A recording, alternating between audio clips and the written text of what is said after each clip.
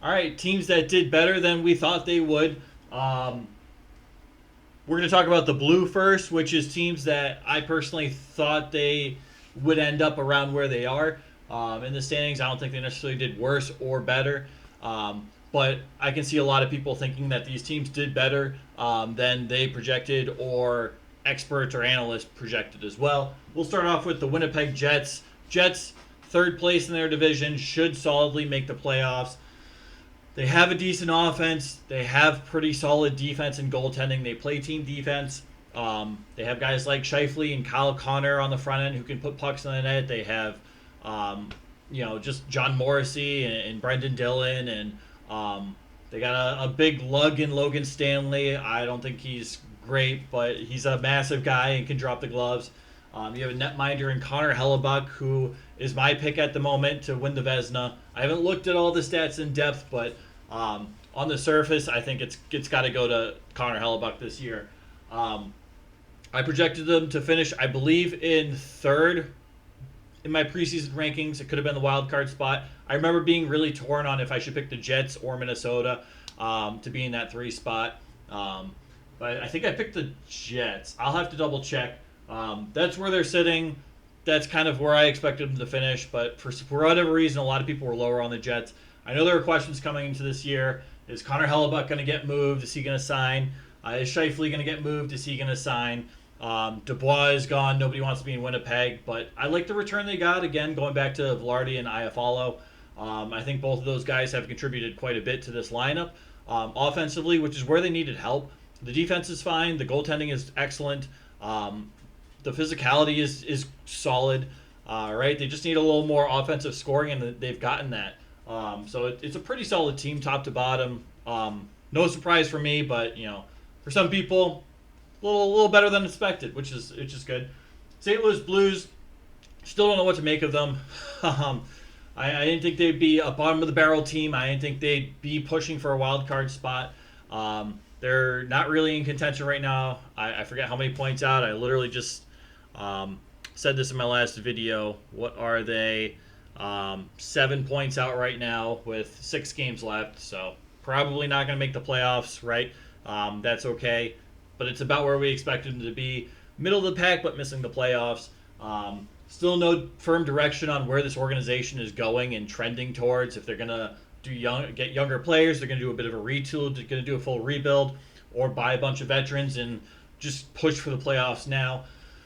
I don't know, but I think a lot of people were really low on the Blues, and the Blues not being a terrible team this year. They've won some rough games, but they've won some pretty big and impressive games as well. I think they've exceeded some people's expectations this year. And last up, Canadiens. I think when people watch a Canadiens game, you expect them to lose. They've had some pretty rough losses where they've looked horrible on the ice. But you see a lot of these young players taking massive steps in the right direction. The Canadiens are doing this whole rebuild thing right, and it kills me as a Bruins fan because I don't want them to do it right. I want them to be in the barrel for the rest of the time they're in the league. But objectively speaking, they're doing the rebuild right. They have a lot of positive pieces moving forward. They're fun and exciting to watch, even though they don't win much. I do like Montembeault in net. I think he's pretty solid. You can't really go by the numbers because sometimes the defense, it's young. They leave their goaltender a little high and dry. They have some exciting pieces on offense. They have some physical players they can bring in, or they have.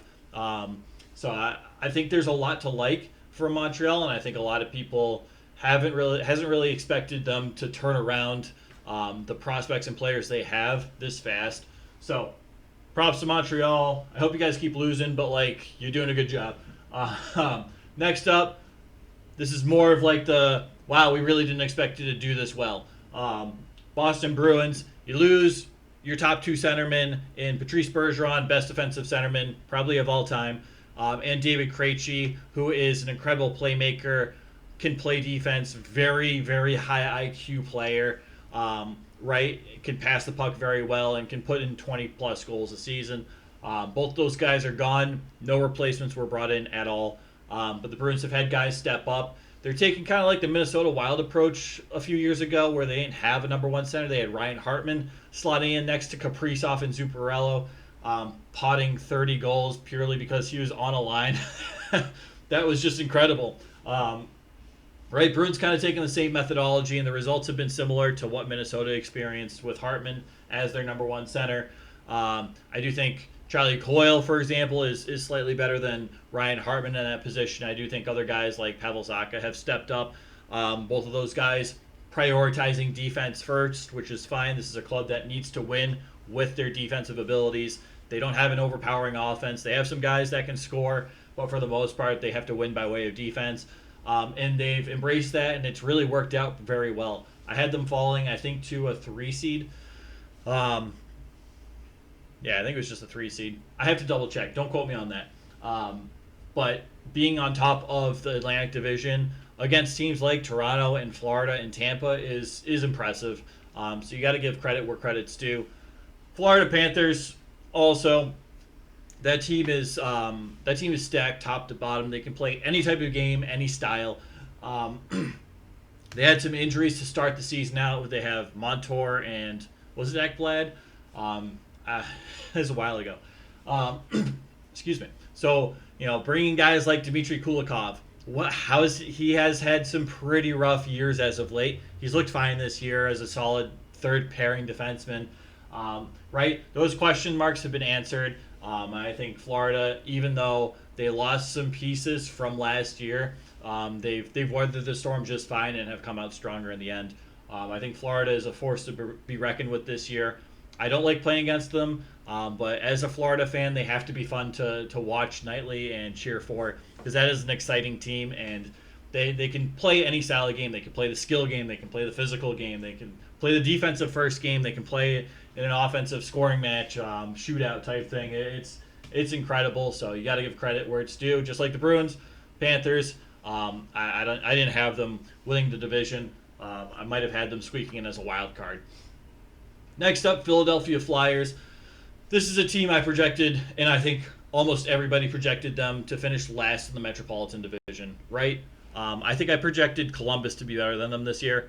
I was wrong. I was definitely wrong. John Tortorella, never question John Tortorella in his first few years as head coach of any team. You will get that team working hard, playing right, finishing checks, getting to the gritty areas. He always does.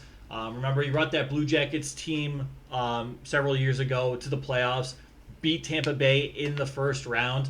I think Tampa Bay won the President's Trophy last year. They had a really good year that year. So don't ever question John Tortorella and his abilities to get a team to the playoffs, no matter what their roster looks like. It's incredible. So Flyers shouldn't have been as much of a surprise, but man, I did not expect them to at least be in the contention for a playoff spot at this point. I think they're 1 point in right now. They're the 3 seed in the Metropolitan Division. They have 83 points. The wild card team, the first one is Tampa Bay. They have 93 points. And they're tied. The Flyers are tied with the Islanders at 83 points for that second wild card spot. Obviously, the Metropolitan Division third slot is available, and that's where Philadelphia slots in. But the Capitals have 82 points. The Red Wings have 82 points. And the Penguins have 81 points. So there's still a lot that can happen. The Flyers have not played well as of late. There's a really very real possibility they miss the playoffs. But even the fact that we're talking about the Flyers 76 games into their season being a playoff team is absolutely incredible.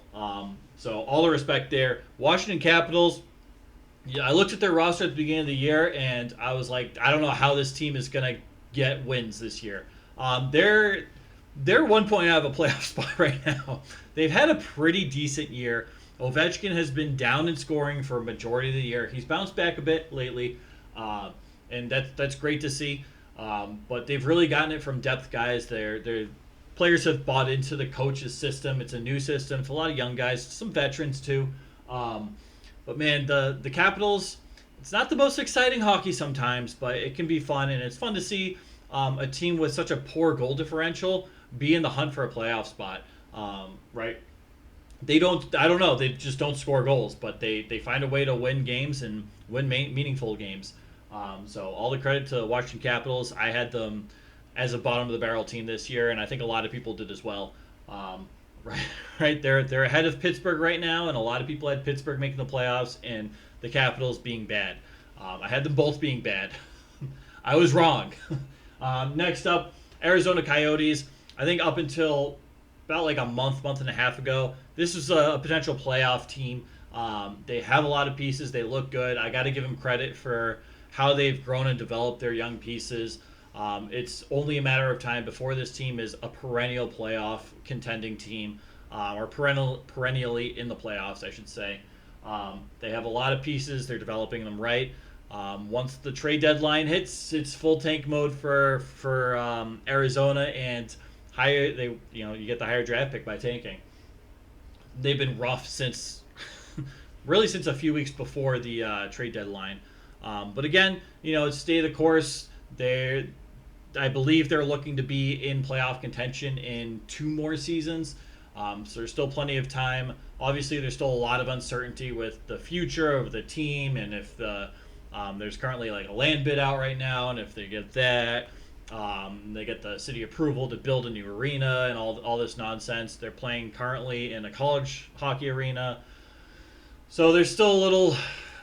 It's not the most desirable place to play, for example, right? You hear a lot of players come out with critiques about like the away teams' amenities, and even the home players. What's the weight room facilities are subpar, and but for all the challenges the Arizona Coyotes have faced, I think they've exceeded a lot of expectations. They've definitely exceeded mine, and I had high expectations for them.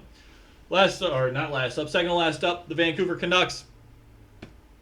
I didn't expect them to carry over their success into this year. I spoke about it, I believe, in my preseason standings rankings. It might have been another video, but sometime when the season was getting started, I spoke about the Canucks, and they might get off to a hot start, and things just might crumble, right? You got that coaching bump, and sometimes that coaching bump can carry over into the next year. But we've seen this with Vancouver getting that coaching bump and looking really good, and then being awful the next year. And this was the year Vancouver was supposed to be awful. But their coach, Rick Tocchet, has really had the players buy into a team defensively first system that can transition to offense, and it's worked incredible. It's been fantastic for this team. So Canucks, an incredible turnaround from a year ago, from really just Bruce Boudreau, and I like Bruce Boudreau as a human being.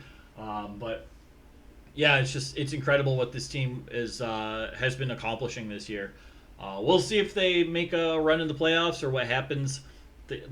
It's gonna be a tough slog in the East and West for the Stanley Cup this year. I think it's gonna be tougher than most years. There will be some easier matchups, right? Whoever gets to play, say, the Philadelphia Flyers or like the Washington Capitals, for example, should be allegedly easier matchups, but that's to be determined, and I'm not going to get into that too much now. And I don't want to throw shade to fans of those teams, because you really never know when it comes to the Stanley Cup playoffs. Vancouver Canucks, though, the last team on the board, the Nashville Predators. Now, this is really as of late. Really since like the trade deadline, Nashville has just been on an absolute heater. If they were playing hockey, right before they came on this heater, it looked like they'd probably miss the playoffs by a few points, right? They'd be close, but not there. And that's where I projected them to finish the season, and a lot of people had them projected to finish there as well. Kind of like the Blues, we weren't really sure what the direction this team was going in. They bought players. They had like Ryan O'Reilly come in, and I can't believe I'm blanking on there's a few big names over there. Right? They've also had some pretty drastic holes in their lineup. Like, who's going to be your top line winger with O'Reilly and Forsberg, right? And to be fair, they've bought into a team environment, and they're playing really well cohesively as a team. You're getting contributions up and down the lineup. They're a physical team. They can defend well. I think they are. Last I checked, it was like 2 or 3 games ago. They were second in the league in fighting majors, only behind Minnesota. But Minnesota and Nashville were by far the 2 teams with the most fighting majors. Like it was a distant third. So the Predators, again, a team that, as long as they play their game, they can be dangerous. And we've really seen that team kind of buy in and really really come far by buying into that system. So most exciting, not most exciting, most, I don't know. I still don't know what the right word for this is. Teams that exceeded expectations. That's probably what I'll call this video. Teams that have exceeded expectations. And these are teams that some people may have exceeding their expectations.